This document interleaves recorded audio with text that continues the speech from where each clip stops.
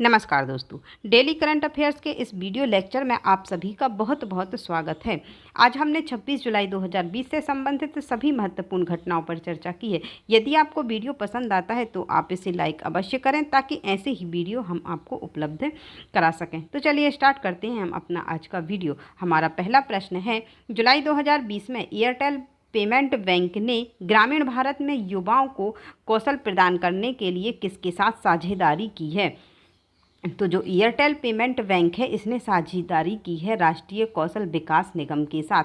Airtel payment bank और राष्ट्रीय कौशल विकास निगम ने ग्रामीण भारत में युवाओं को कौशल प्रदान करने के लिए साझेदारी की घोषणा की है। यह उन्हें वित्तीय सेवा क्षेत्र में रोजगार के अवसर खोजने में सक्षम करेगा और कौशल विकास कार्यक्रम प्रवेश स्तर की नौकरियों के लिए ज्ञान और कौशल प्रदान करने के लिए बनाया जाएगा। जो राष्ट्रीय कौशल विकास निगम है इसके सीईओ हैं मनीष कुमार। सीईओ कौन है? मनीष कुमार। और इसका मुख्यालय है नई दिल्ली में और स्थापना इसकी हुई थी 2008 में। जुलाई 2020 में निकारागुआ अंतर्राष्ट्रीय सौर गठबंधन फ्रेमवर्क समझौते में शामिल होने वाला कौन सा देश बन गया है? तो जो निकारागुआ है ये मध्य अमेरिकी देश है जो ये इस समझौते पर हस्ताक्षर करने वाला 87वां देश बन गया है। निकारागुआ अंतर्राष्ट्रीय सौर गठबंधन फ्रेमवर्क समझौते में शामिल होने वाला नवीनतम देश और 87वां देश बन गया है। यह स्थायी ऊर्जा को बढ़ावा देने के लिए भारत के नेतृत्व में एक पहल है। संयुक्त राष्ट्र में निकारागुआ के स्थायी प्रतिनिधि जैमे हरमेडा कैस्टिलो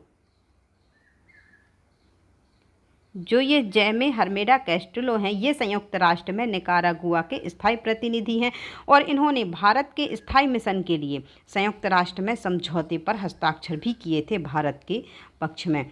निकारागुआ की राजधानी है मानागुआ। यहाँ की मुद्रा है कोर्डाबा और यहाँ के जो राष्ट्रपति हैं वो हैं डेनियल। राष्ट्रपति कौन है? Daniel Ortega. और यहाँ का राष्ट्रीय खेल है बेसबॉल। जुलाई 2020 में चेक इन मास्टर नामक एक ऐप को निम्न में से किस स्टेशन पर संपर्क रहित टिकट जांच के लिए लॉन्च किया गया है? तो ये किया गया है Chhatrapati Shivaji Maharaj Terminal. Central Railway Mumbai division ने चेक इन मास्टर नामक एक ऐप को लॉन्च किया है। यह मुंबई के छत्रपति शिवाजी महाराज टर्मिनल में संपर्क रहित टिकट जांच के लिए शुरू किया गया है और इस ऐप में OCR और QR कोड और स्कैनिंग की विशेषता है और यात्रियों की जो थर्मल स्क्रीनिंग होती है उसके लिए थर्मल गन भी प्रदान की गई। फ्लिपकार्ट ग्रुप ने वॉलमार्ट इंडिया प्राइवेट लिमिटेड में कितने प्रतिशत हिस्सेदारी लेने की घोषणा की है? तो जो फ्लिपकार्ट ग्रुप ने वॉलमार्ट इंडिया प्राइवेट लिमिटेड में 100% हिस्सेदारी लेने की घोषणा की है। जो वॉलमार्ट किराना और MSME सूक्ष्म लघु और मध्यम वर्ग के जो उद्योग हैं इनके विकास को सक्षम करने के लिए अपनी थोक क्षमताओं का लाभ उठाने के लिए best price cash and carry कारोबार का संचालन ये करता है वॉलमार्ट। और फ्लिपकार्ट होलसेल अगस्त 2020 में अपने परिचालन और किराना और फैशन श्रेणियों के लिए पायलट सेवा भी शुरू करेगी फ्लिपकार्ट।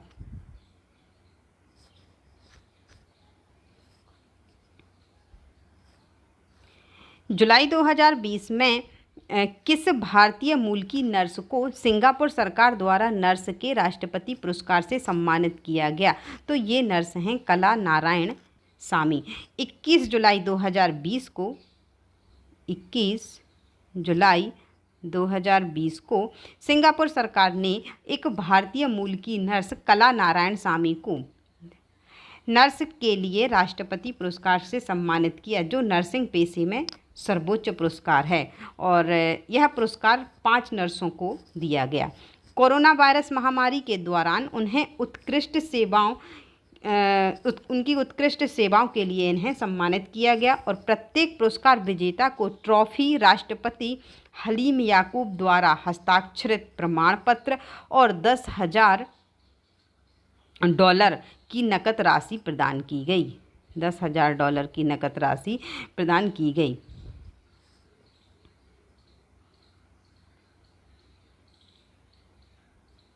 जुलाई 2020 में अमला शंकर का कोलकाता में निधन हो गया। वह निम्न में से किस क्षेत्र से संबंधित थी? तो जो अमला शंकर हैं ये नृत्यांगना और कोरियोग्राफर थी। ये जो अमला शंकर हैं ये प्रसिद्ध नृत्यांगना और कोरियोग्राफर थी, इसलिए हमारा ऑप्शन हो जाएगा A एंड C।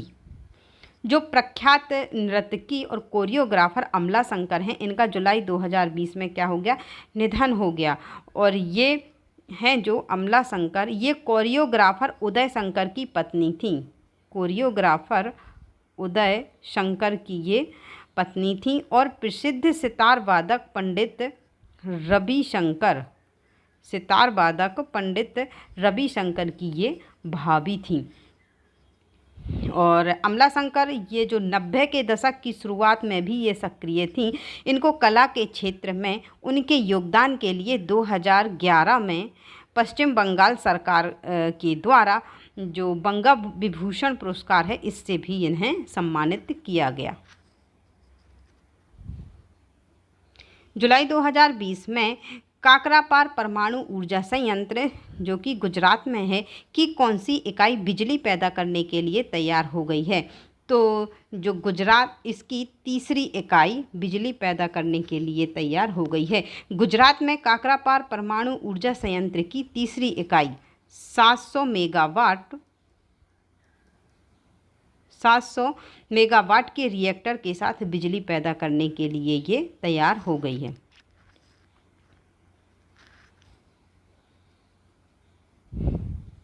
जुलाई 2020 में केंद्रीय स्वास्थ्य मंत्रालय में नए स्वास्थ्य सचिव के रूप में किसे नियुक्त किया गया है? तो नए स्वास्थ्य सचिव के रूप में नियुक्त किया गया है राजेश भूषण जी को। ये 1987 बैच के बिहार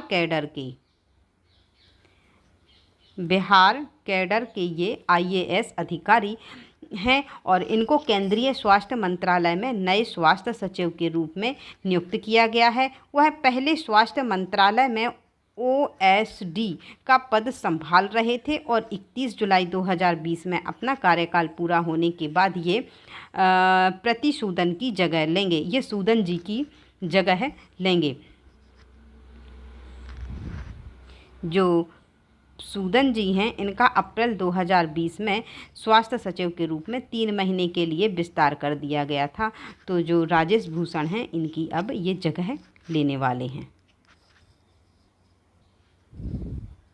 जुलाई 2020 में इंडियन ओवरसीज़ बैंक के नए प्रबंध निदेशक और मुख्य कार्यकारी के रूप में किसे नियुक्त किया गया है?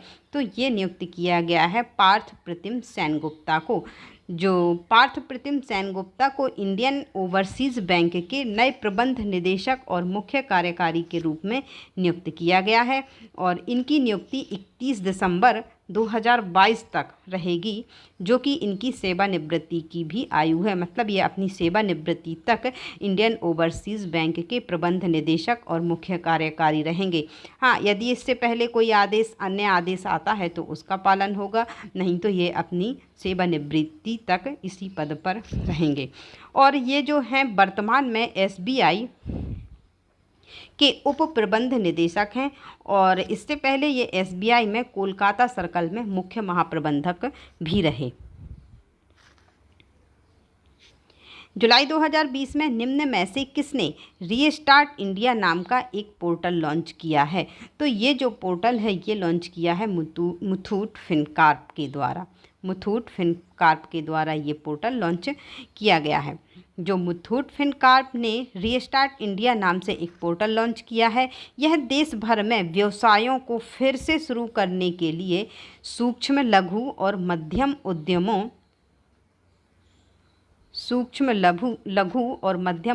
क्षेत्र की मदद करने के लिए एक मुफ्त सलाह मंच होगा।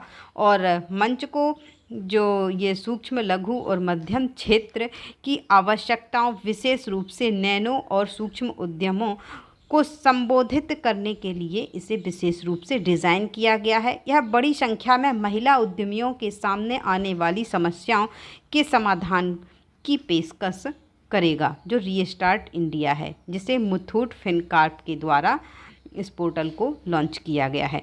आज के वीडियो को करते हैं हम यहीं पर समाप्त और मिलते हैं अपने कल के वीडियो में। वीडियो देखने के लिए आपका बहुत बहुत धन्यवाद।